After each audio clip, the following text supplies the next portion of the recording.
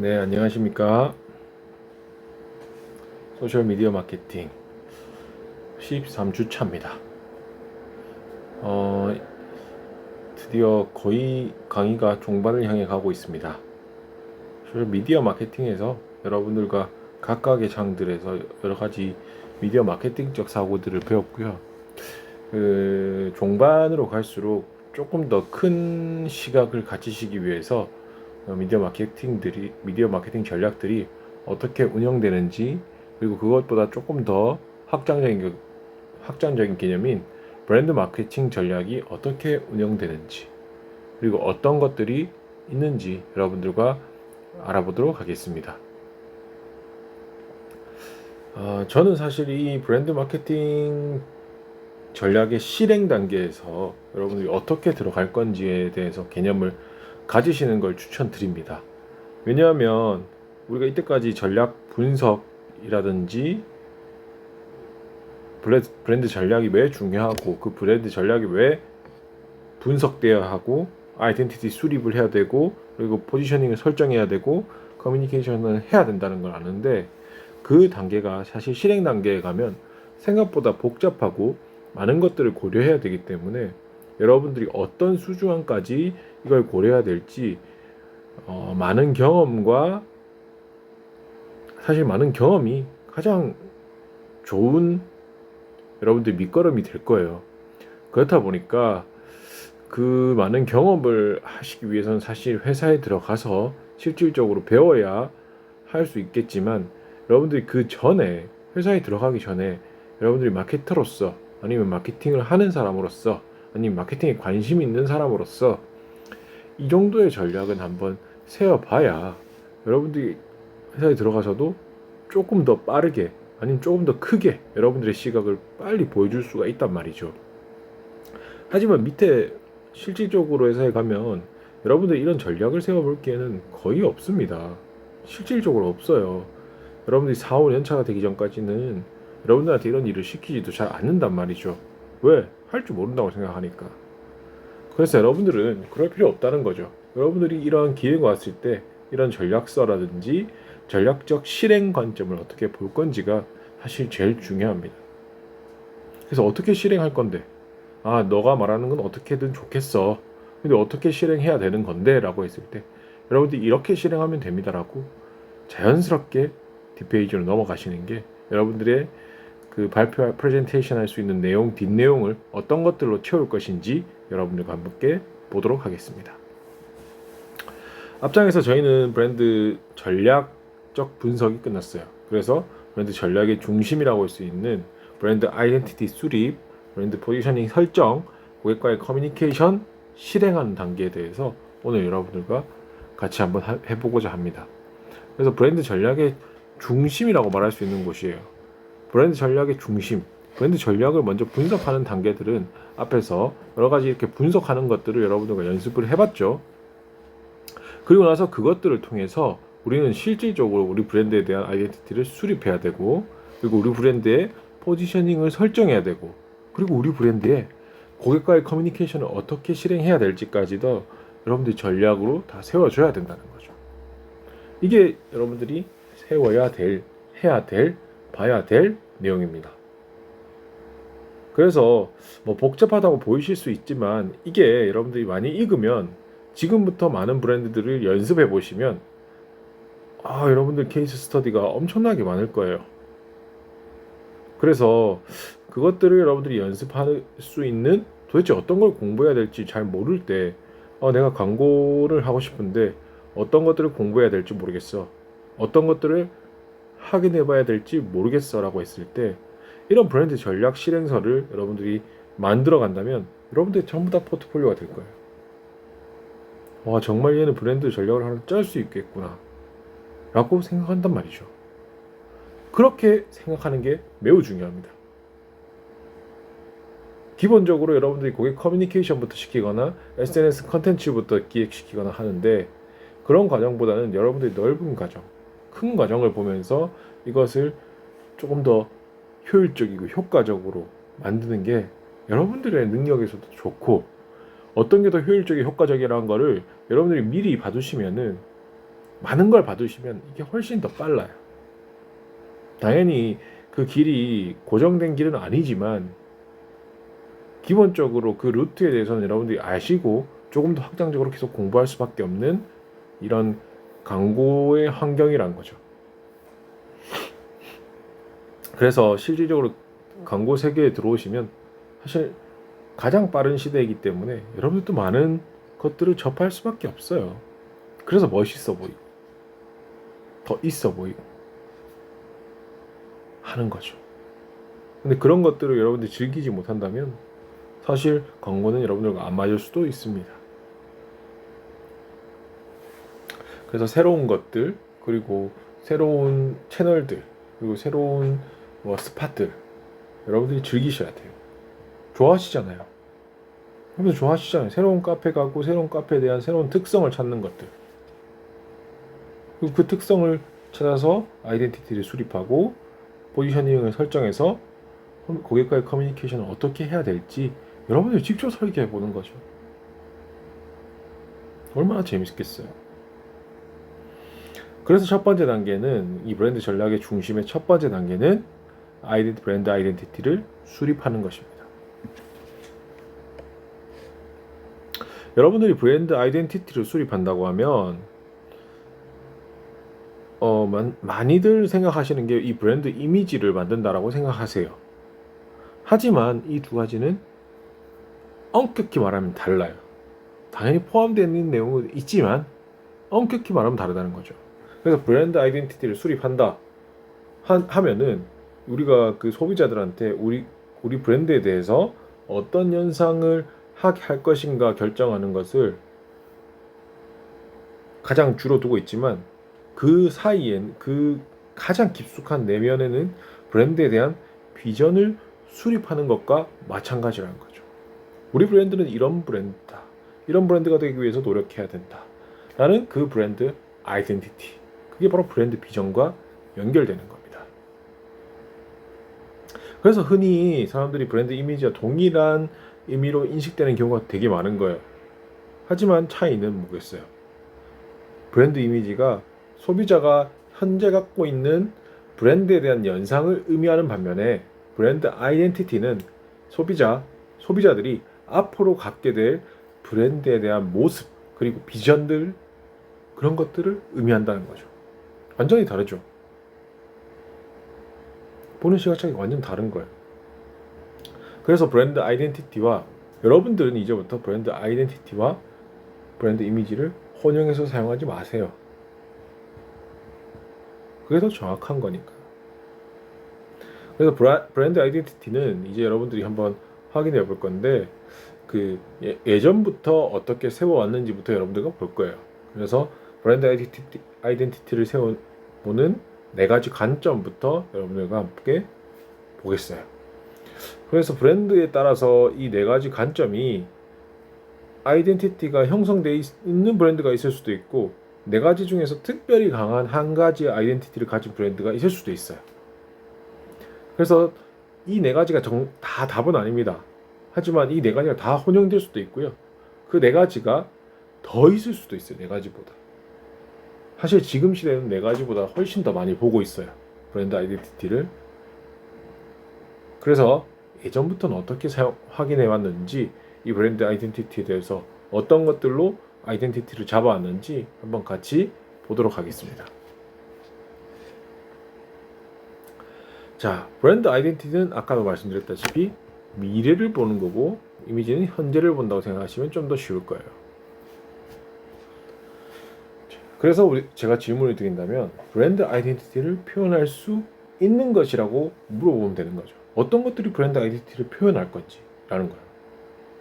여러분들 브랜드 아이덴티티 앞에서 말씀드렸던 브랜드의 미래를 보여주는 브랜드 비전과 브랜드의 모습을 미래의 모습을 보여주는 브랜드 아이덴티티는 이걸 뭘로 표현할까요? 뭘로 표현할까요? 어떤 걸로 표현해야 될까요? 라는 거죠. 첫 번째 가장 많이 사용하는 게 제품 속성 위주의 아이덴티티 수립입니다. 제품 속성 위주. 어떤 거냐면 상품의 범주라든지 상품의 속성 그리고 상품의 품질이 여기에 해당되는 거예요. 예를 들면 우리 조미료 있죠, 조미료. 여러분들 음식할 때 조미료 넣는다고 하잖아요. 근데 조미료 넣을래라고 물어요, 미원 넣을래라고 물어요. 해보시면 조미료라는 게 상품 범주에서 미원이 차지하는 비중이 엄청나게 크기 때문에 많은 경우에 미원 연상하면 뭐라고 생각합니까? 조미료라고 생각하죠. 그래서 이 조미료라는 상품 범주를 인식하는 거예요. 지금은 뭐 많은 세계 맥주들 그리고 우리나라 국내 맥주 브랜드도 엄청나게 많이 생겼고 순수한 우리는 국내 브랜드들과 함께 새로운 콜라보한 브랜드까지 뭐 곰표 밀맥주, 말표 맥주 많이 들어보셨을 거예요. 그런 것들이 지금은 많이 있지만 예전에는 몇 가지 없는 맥주 시장에서는 하이트 맥주가 이 상품의 속성을 매우 강조했죠. 그래서 지하 150m에서 100% 천연수로 만든 순수한 맥주 하이트라고 기본적인 우리 깨끗한 물이라는 제품의 속성을 연상시켜서 하는 상품의 속성 부분의 아이덴티티가 강조되어서 이 광고를 했을 때 이때는 하이트가 독보적으로 강하게 가지고 있었어요. 아이덴티티를. 그리고 상품의 품질입니다. 그래서 제품 속성 위주는 상품의 범주, 상품의 속성, 상품의 품질들로 구분하는데 상품의 품질들은 품질 경영, 이건희 회장 유명하잖아요. 여러분들 애니콜 불태워버린 거 기억나시죠? 품질 경영을 하겠다고 해서 기존의 제품들을 남은 걸 다 들고 와서 팔지 않고 싸그리 불태워버렸단 말이죠. 그런 상품의 품질들은 지금까지도 우리나라에서 삼성이 제일 잘 만든다고 생각하죠. 그래서 이 상품의 품질들이 이 상품의 제품 속성 위주의 아이덴티티들은 사실 이렇게 많이 봐왔지만 여러분들 지금들은 이런 자리가 많이 바뀌었다는 것도 아실 수 있어요. 왜냐? 이런 제품 속성 위주의 아이덴티티는 경쟁자들이 생기면 경쟁자들이 쉽게 모방이 가능하다는 거죠. 그리고 아까 범주만 보셔도 특정 상품의 범주의 이미지가 국한되기 쉽다는 문제가 있어요. 그래서 이러한 경우에는 이 가치만을 강조할 수밖에 없다는 데가 매우 한계가 큰다는 거예요. 그래서 기능적인 가치 이것만 강조할 수밖에 없는 거예요. 그래서 미원 같은 경우에 어떻게 된 줄 알아요? 미원은 이 상품의 범주적인 아이덴티티를 극복하기 위해서 주식회사 원래 이름이 미원이었거든요.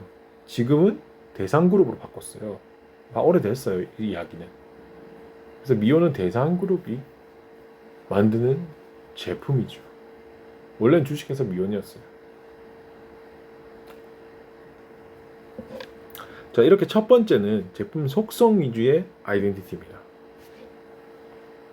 두 번째가 제품을 만드는 조직, 회사의 아이덴티티예요. 제품을 만드는 조직, 회사 아이덴티티요. 어떤 거냐면 상품 속성과는 직접적인 관련이 없어요. 이 제품과 제품 만드는 조직, 회사는 쉽게 말하면 제품 만드는 조직, 기업 이런 문화적 아이덴티티일 수도 있고요. 그래서 조직이나 기업의 아이덴티티인데요. 소비자가 어떻게 생각하냐면은 저 기업은 저 기업만의 독특한 문화가 있더라 라고 생각하는 거죠. 그래서 이게 긍정적인 것이면 제품의 신뢰성과 연결이 되겠죠. 그래서 예를 들면은 이런 거겠죠. 요즘 같은 경우에는 가장 많이 하는 환경에 많은 투자를 하는 기업. 환경 경영을 하는가? 노사에 문제가 없는 기업. 저희 기업은 노사 문제가 없습니다. 순수 국내 브랜드. 직원 채용 시 학력 차별이 없는 기업. 아니면 혁신적인 기술 투자를 많이 하는 기업, 이런 아이덴티티를 갖게 되면 어떻겠어요?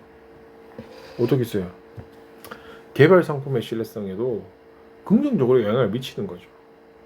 이건 특정 상품의 범주에만 영향을 미치는 게 아니에요. 경쟁상을 모방하기 쉬울까요? 어려울까요? 어렵단 말이죠. 소비자한테도 이 제품의 기능적인 만족만 있는 게 아니라 그 환경을 투자하는 기업이라서 내가 더 소비할 수도 있다는 거죠. 그래서 소비자의 만족감이 기능적인 것만 만족되는 게 거기에다가 뭐가 더 들어가겠어요? 감성적이고 소비자 자아의 표현적으로도 내가 이런 소비를 한다라는 그 표현적으로도 만족을 느낄 수 있다는 거죠. 그래서 이런 그것만의 독특한 문화와 조직이 있다. 조직 회사의 아이덴티티도 많이 이용하는 부분이죠. 자, 여러분들도 생각나는 브랜드가 있으실 거예요. 자, 그리고 세 번째가 의인화된 사람으로서의 아이덴티티예요. 그래서 브랜드가 가질 수 있는 아이덴티티가 사람인 것처럼 보이는 거죠. 그래서 브랜드가 사람이 갖고 있는 성격, 비슷한 모습을 갖고 있는 모습을 의미하는 거예요. 성격이 있는 브랜드 같은 거야. 사람같이. 그래서 어떤 브랜드에 관련된 인간적인 특성, 이런 인간적인 특성이 있더라. 뭐 예를 들면 예전에는 아시아나 이런 거였죠. 친절한 모습의 아시아나. 그래서 막 그렇게 광고를 했단 말이에요. 그리고 뭐 다른 브랜드들도 많았어요. 그래서 지금 같은 경우에는 우리나라의 뭐 그 브랜드 광고에는 이렇게 재밌는 말이 있죠. 이 광고를 진행하는 이 연예인들을 바꿀 수 없는 브랜드들. 야나두는 뭐 조종석, 공유 같은 경우에는 뭐라고 불리죠? 인간 카누, 인간 맥심은 누구예요? 이렇게 부르거든요. 원빈 하면 T.O.P 광고 안 떠오릅니까?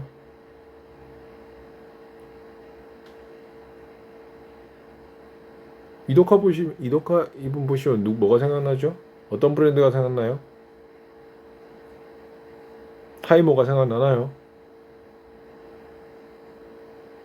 자, 이렇게 그 의인화된 브랜드도 있고 성격적으로 갈 수도 있고 이렇게 브랜드에 굳어진 이미지가 될 수도 있어요. 그래서 이런 경우에는 의인화된 브랜드 아이덴티티가 뚜렷한 브랜드인 거죠. 아까 아시아나처럼 친절한 이미지를 가졌다고 느낄 수도 있는 거고, 원빈처럼 T.O.P적인 이미지를 가질 수도 있는 거예요. 그러면은 이 강력한 브랜드 아이덴티티가 의인화된 브랜드 아이덴티티가 생긴 브랜드는 어떻겠어요? 매우 강력한 힘을 가진 브랜드. 그리고 소비자는 이런 브랜드를 떠올리면 이 사람들을 떠올려서 이걸 소비하면서 이 사람들을 자신을 표현하고 소비자 브랜드 제품 차원을 넘어서 나중에는 친구까지 같은 관계가 되려고 하는 거죠. 당연히 이런 연예인들이 친구가 되기는 좀 힘들겠지만 그런 퍼스널리티, 개인적인 그 성격적인 관점으로 보시면 그렇게 우인화가 완성되는 거다라고 말할 수 있는 거죠.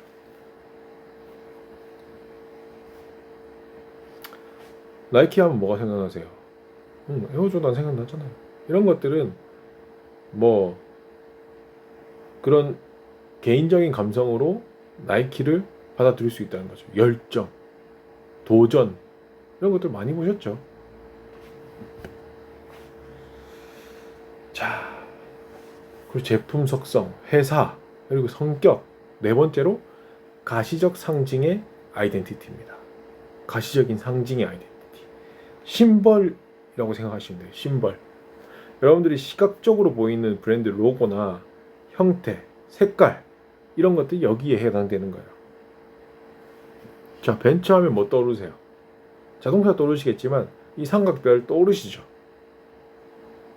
애플 하면 뭐 떠오르세요? 뭐 맥북, 뭐 아이폰 많이 떠오르시겠지만 사과가 떠오르시잖아요.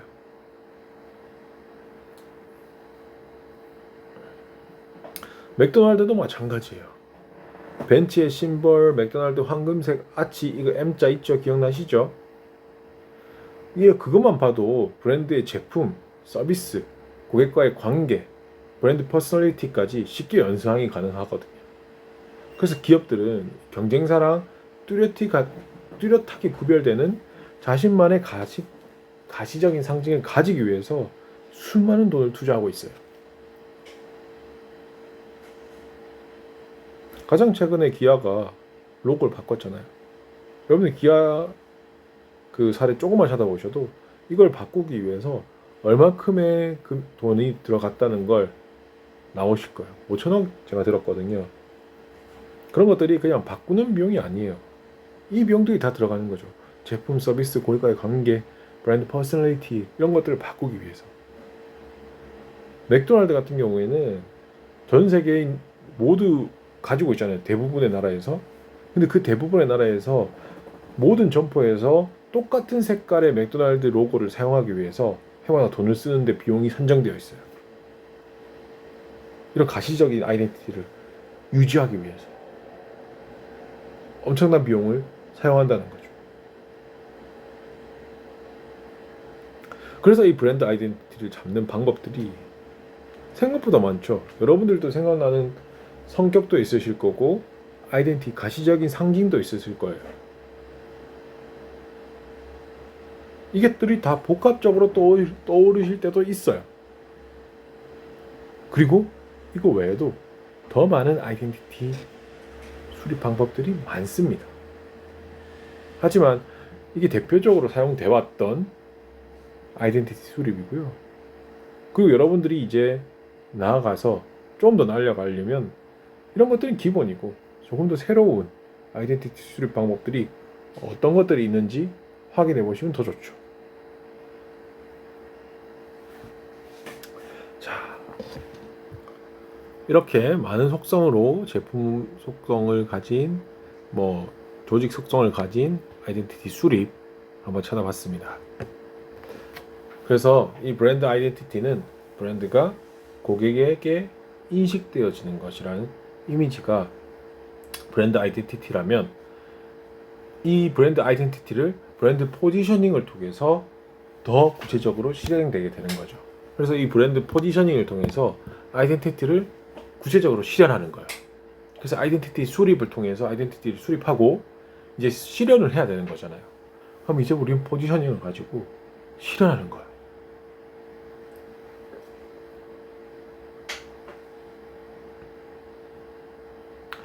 브랜드 포지셔닝은 가장 쉽게 생각하시면 돼요.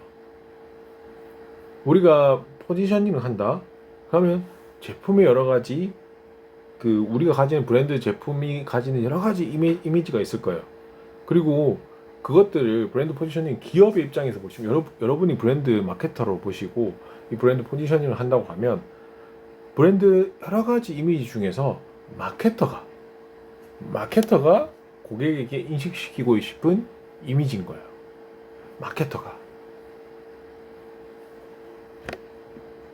그래서 마케터는 자신이 고객한테 인식시키고 싶은 이미지를 강조하는 게 브랜드 포지셔닝이에요. 그런데 이 마케터가 인식시키고 싶은 이미지는 잘 생각해 보세요.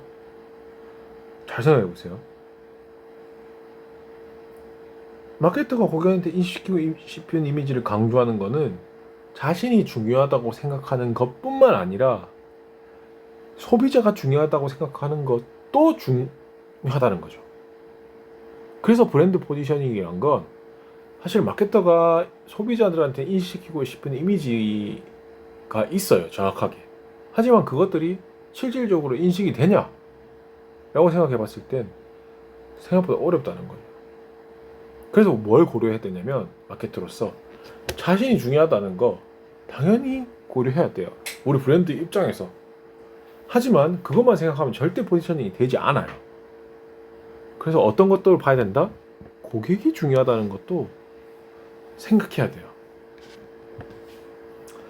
그래서 이 포지셔닝은 여러분들이 마케터로서 그 시장에다가 고객한테 인식시키고 싶은 이미지가 정확하게 있어요. 우리가 이런 뭐 친환경적인 이미지를 인식시키고 싶다.